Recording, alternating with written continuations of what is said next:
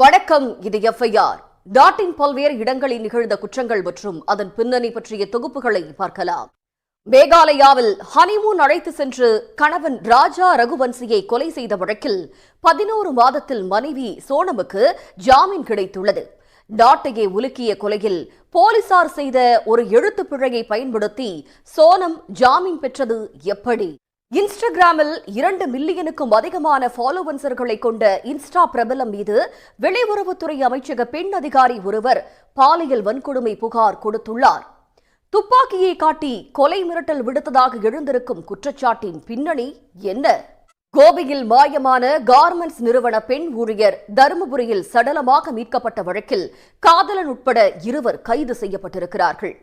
தன்னை விட 8 வயது குறைவான இளைஞருடன் ரகசிய காதலில் இருந்த பெண் காதல் விவகாரத்தை மனைவியிடம் கூறிவிடுவேன் என்று மிரட்டியதால் கொலை செய்யப்பட்டதன்